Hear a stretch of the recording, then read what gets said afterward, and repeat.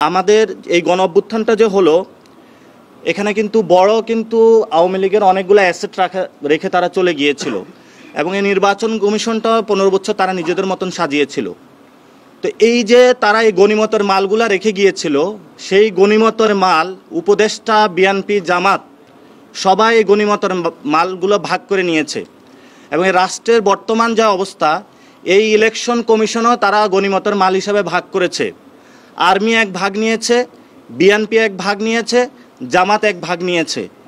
কিন্তু আমরা তো জনগণের একটা প্রতিষ্ঠান হিসাবে এই নির্বাচন কমিশনকে দেখতে চাই।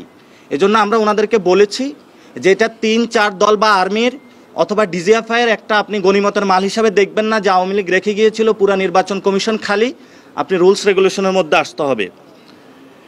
দ্বিতীয় একটি বিষয় যে আপনারা জানেন যে ইতিমধ্যেই গুমের ঘটনায় আমাদের দেশপ্রেমিক সেনাবাহিনীকে যারা কলঙ্কিত করার প্রচেষ্টা চালিয়েছিল তাদেরকে আদালতের পর্যবেক্ষণে এসেছে এবং তাদেরকে সেখানে তারা গৃহবন্দী হয়েছে।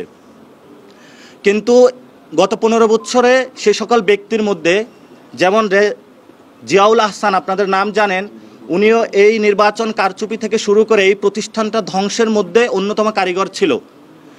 সেখানে তারও বিচারের কথা রয়েছে।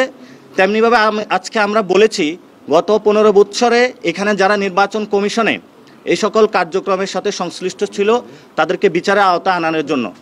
কিন্তু ওনারা আমাদেরকে যে উত্তরটা দিয়েছে, নতুন কোনো রিক্রুটমেন্ট হয় নাই, ফলত ক থেকে কয়ের জায়গায় খ দিয়েছে, খয়ের জায়গায় গ দিয়েছে, ইন্টারচেঞ্জ করেছে। কিন্তু নির্বাচন কমিশন আগের যে পরিস্থিতিতে রয়েছে সেই পরিস্থিতিতে রয়েছে। এই বিষয়গুলো আমরা উল্লেখ করেছি, তাদের নজরে এনেছি।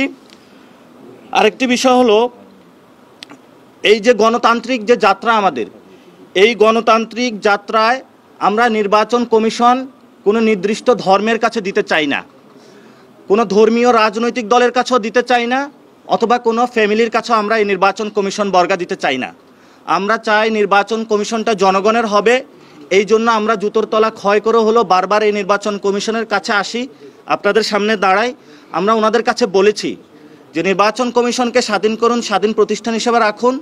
না আপনারা জিয়া ফ্যামিলি, না মুজিব ফ্যামিলি, না রহমান ফ্যামিলি, না কোনো নির্দিষ্ট ধর্ম, কোনো একটা সেক্ট, যেটা আমাদের আপনারা জানেন যে একটি দল নিজস্ব ব্যানার জামায়াত ইসলামী নাম দিয়েছে, কিন্তু আমরা বাংলাদেশে লক্ষ্য করছি হাজারো, এখানে 90% মানুষ মুসলমান যাদের সকলের ধর্ম ইসলাম। কিন্তু আজকে ইসলামকে 10%-এ টেনে এনে তারা নির্বাচন থেকে শুরু করে বাংলাদেশের পলিটিক্যাল এরিনা কিন্তু সর্ব জায়গায় এই ধরনের একটি মাফিয়াগিরির প্রচেষ্টা চালাচ্ছে। এজন্য আমরা বলেছি কোনো নির্দিষ্ট ইসলাম, কোনো নির্দিষ্ট ফ্যামিলির কাছে ইলেকশন কমিশন বর্গা না দেওয়ার জন্য, বাংলাদেশের যে জনগণ রয়েছে সকলের কাছে দেওয়ার জন্য। এবং আমরা তাদের কাছেও আহ্বান রাখব, যদি নির্বাচন কমিশন একটি গণতান্ত্রিক প্রতিষ্ঠান আমরা রূপান্তর করতে পারি, তাহলে যেমন জামায়াত ইসলামী সুযোগ সুবিধা পাবে, রহমান ফ্যামিলিও সুযোগ সুবিধা পাবে, জিয়া ফ্যামিলিও সুযোগ সুবিধা পাবে, সকল মানুষ বাংলাদেশে সুযোগ সুবিধা পাবে। কিন্তু আর যদি 3 থেকে 4টা বা ডিজিএফআই এদের কাছে বর্গা দেওয়া হয়, তাহলে বাংলাদেশের অধিকাংশ 90% মানুষকে বঞ্চিত করা হবে। এজন্য বলেছি জনগণের পক্ষে নির্বাচন কমিশনকে দাঁড় করানোর জন্য আমরা তাদের কাছে স্পষ্টভাবে লিখিত দিয়েছি।